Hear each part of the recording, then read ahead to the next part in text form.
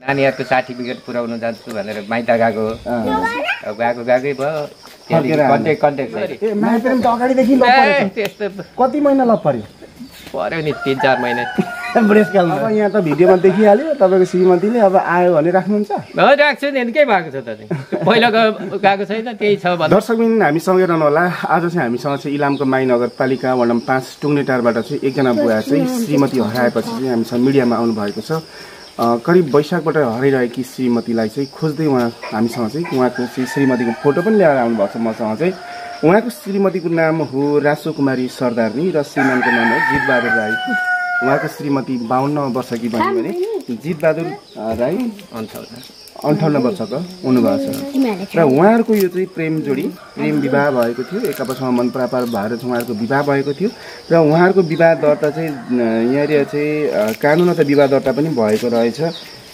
चाहिँ यहाँ उहाँहरू चाहिँ कहिले दर्ता गर्नुभएको छ भने विक्रम छ 2076 साल 7 महिना 17 गते उहाँहरूले चाहिँ विवाह दर्ता गर्नुभएको छ इलामको माई नगरपालिका वडा नम्बर 5 मा दर्शकले हामीसँग रहनु होला अब चाहिँ म बुवासँगै कुराकानी गर्छु र चाहिँ थोरै तपाईहरुलाई म अब बुवाको सबै कुराहरू ल्याउँछु हामीसँग रहनु होला बुवा नमस्कार नमस्ते शुभ नाम भन्नु त मेरो जितबहादुर राई हो आज श्रीमती चाहिँ हराएपछि मिडियामा आउनुभयो कति महिना भयो हराएको उता वैशाख 3 गते हो वैशाख 3 गते बुधबार हराएको पनि होइन सल्लाहले गएको हो नानीहरुको सर्टिफिकेट पुराउन जान्छु भनेर माइत गएको अब गएकै भयो कन्ट्याक्ट छैन माइत कता हो गछिया मोरङको गछिया मोरङको गछिया ए त्यहाँबाट अहिलेसम्म फर्केर आएन दर्शकले हामीसँग रहनु होला अब म चाहिँ सानो कुमारी सरदारनीको श्रीमान जितबहादुर राईसँग गरेको कुराकानीमा म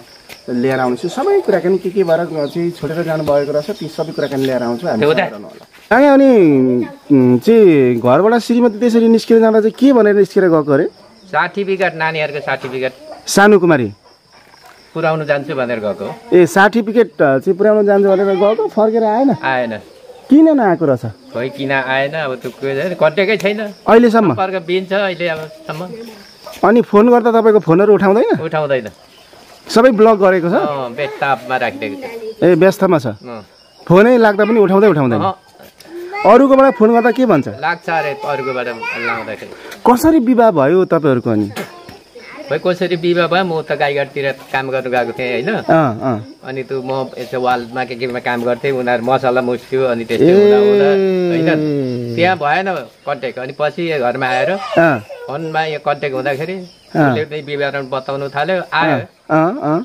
73 71 72 साल हो कि 73 साल सुरुङा मागे सकेर त्यहाँ भेट्नु आएछ 5-6 दिन बसेर गयो अनि त्यहाँबाट फेरि पछि आयो यो माउखाला म काम गर्दै थिएँ त्यहाँ 15-22 दिन बसेर गयो अनि फेरि पछि अब आउने नै पर्यो अनि फेरि आयो 1-1.5 महिना बसेँ अनि यता केटाकेटी छोरा बुहारी सल्लाह गरेर मैले लिएर आएँ ए के भन्नुभयो छोरा बुहारीले ल्याउनु भन्यो ए बिहे पनि भयो यहाँ आएपछि भएन त्यही यसो भित्र आएपछि त बिहे भएन के काटेर खुवाउनु भयो ए कुखुरा 4टा कुखुरा दोडा पहिला दोडा लोकल लाजा मजाले हेङखुवा पनि भयो बुढेसकालमा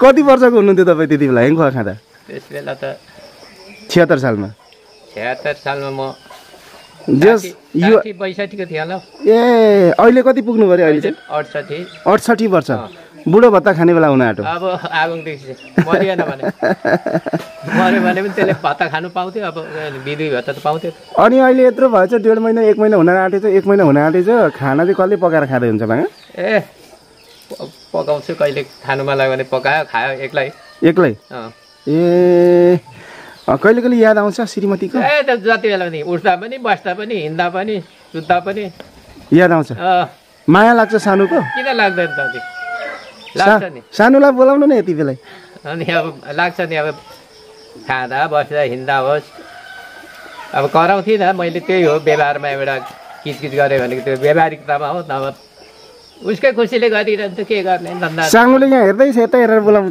त घरमा आउनुको लागि भाङा कसलाई तपाईको श्रीमती सानोलाई सोनुलाई आउनु है नानी आउनु है आमै आउनु लडाइँ परेको होइन बाजेको होइन अब तिमी खुसरुकै नानीहरूको सर्टिफिकेट पुऱ्याउनु गएको आएन अब लाग्छ नि अब जति बेला पनि सम्झना आऊ बस्यो छँदैछ घर छँदैछ बस्नु अब नआउने भने कि घर छ घरमा आएर बस्नु पर्यो नआउने भने फेरि मलाई डिभाइस दिनु पर्यो मैले पनि अर्को बिहा गर्नुपर्छ एउटा बुढी भए पनि ल्याउनु परेन फेरि 68 वर्ष पछाडि पनि अनि के गर्नु घरमा भात पकाउने होइन डिभाइस त चाहियो नि कि मैले घरमा आएर बसेँ घर छँदैछ नभए के गर्नु त बोलाउने फेरि एकताल तपाईँको श्रीमतीलाई छिट्टै आइज भनेर ओ आमै आउने कि नआउने तपाईँले राखेको प्यारो नाम के हो बाङ्गा के भन्नु श्रीमतीलाई राखेको हुन्छ नि प्यारो नाम बोलाउने नाम के हो आमै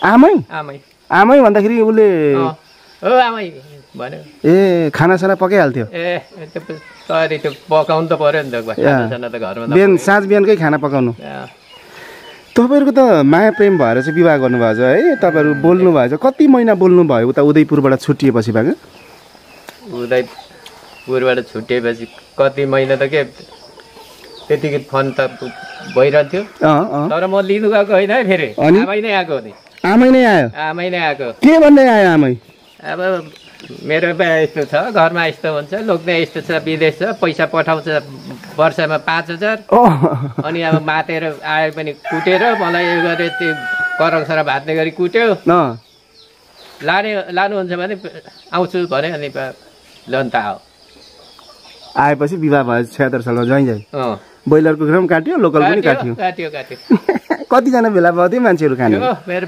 परिवार पारिबाटीको यता आलेटारको सबै बुढेसकालमा ल्याए जिते दाइले बाबैले ल्याए भन्यो होला होइन केटाहरू पनि थियो त्यस बेला त ए छोराहरूले पनि बिहे गरिदियो छोराहरू त भित्राउने खाने फोटो खिचेर नाच्ने अहिले त छोड्यो फेरि अहिले अब छोड्नु हुँदैन उहाँले आउने आउने भन्दैछ यहाँतिर अब आउँछु होला मेरो श्रीमानले मलाई बोलाउँदैछ भनेर सोनु कुमारी सरदारीले चाहिँ रासु कुमारी रासु कुमारी सरदारीले रासुले हेर्दैछ एकताल अन्तिम बोलाउनु त रासुलाई घरसम्म आउनुको लागि आउनु केही बिग्रेको छैन र त लडाइँ बाजो कुटाकुट ततरमा पनि परेको छैन एउटा व्यवहारिकतामा त्यो मैले उ गर्दाखेरि त्यति नै हो नभए यहाँ छैन के भनिदिँदा चाहिँ त्यसरी रिसाएर गयो त खोइ रिसाएको पनि होइन जाँदाखेरि पनि गएको है बाबाई भनेर हिँडेको त्यतिकै हिँडेको थियो उसको जेप्रा सेप्रामा लुगाहरू यसो सोचै पनि त्यो खोसिदियो भने फेरि कुटेर खेद्यो भन्ने फेरि मिडियाले नै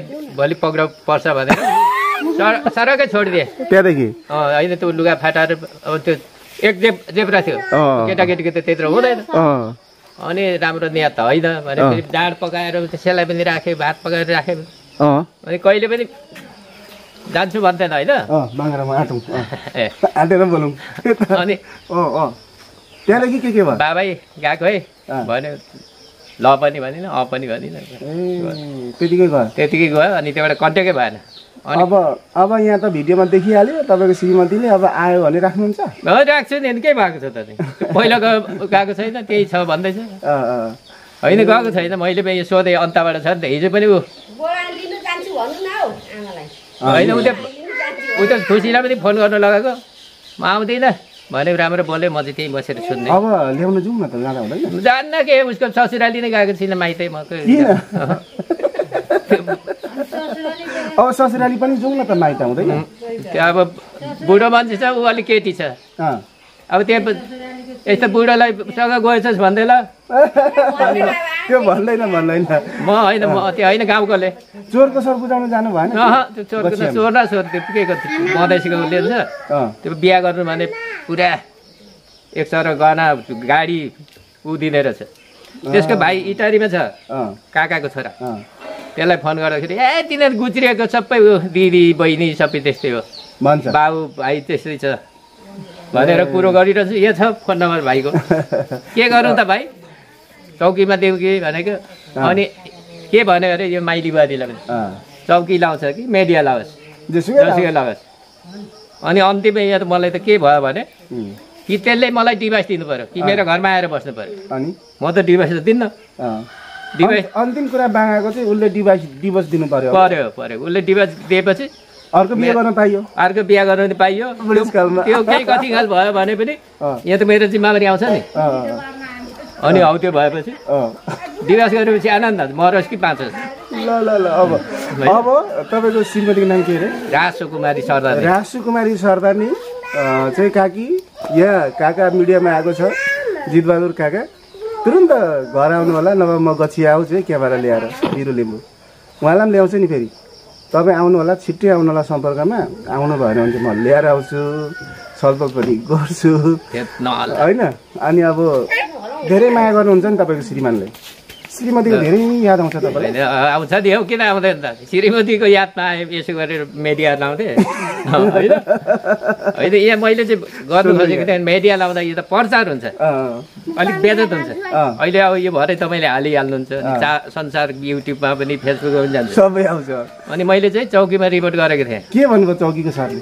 चौकीको सरले आउँदिन भनेर हिजो भोपालले हिजो त कुरो गरेर तपाईँले ए वडा अध्यक्षले नआउने अरे बुवा भनेर मलाई फोन गर्यो कि।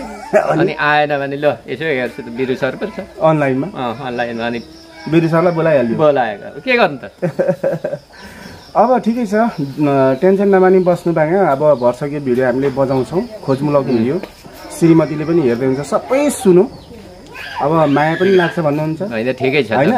श्रीमती घरमा आउँदाखेरि भन्नुहुन्छ, अब त ससुराली जान अप्ठ्यारो भने उहाँ आउनुहुन्छ, आएर सँगै बस्नु होला, मिलेर बस्नु होला। ससुराली त अब त्यो जाँदैन, कहाँ जानु?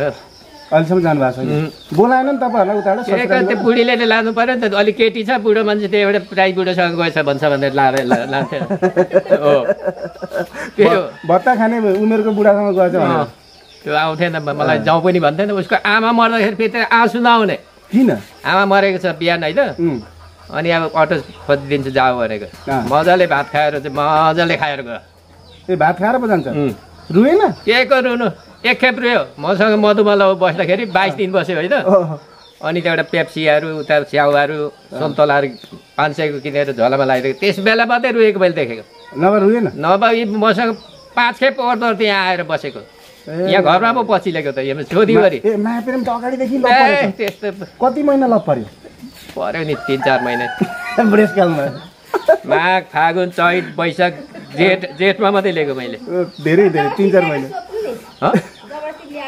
जबरजस्ती होइन। ऊ त आउँदै महिना दिन 15 दिन 22 दिन बस्दै गएको त। ए भन्छ तपाईँले जबरजस्ती ल्याएको त होइन? एकदम आफै आयो, झोलै बोकेर भन्छ प्यारा। अब मलाई राख्नु, मेरो बुढाले कुट्छ पिट्छ, पैसा पठाउँदैन, मलाई चाहिँ बिहे गरेर राख भनेर प्यारा भनेर आयो लपै पर्यो। एकदम 3-4 महिना लप पर्यो, त्यसपछि ऊ आफै आयो, खोज्दै आयो। होइन मैले तलै आएको थियो दमकमै, दमकबाट अनि लिएर आएको। ए दमकबाटै ल्याउनु भयो? बाजा गाजा बजो घरमा आउँदा सबै बिर्तामा आएर चाहिँ चामल नुन तेल अन्डा खारेको क्यारेट लिएर चाहिँ गाडीबाट झारेर चाहिँ पसियो। अनि भित्रै त्यही दिन हेङ्खुवा भयो कि भयो।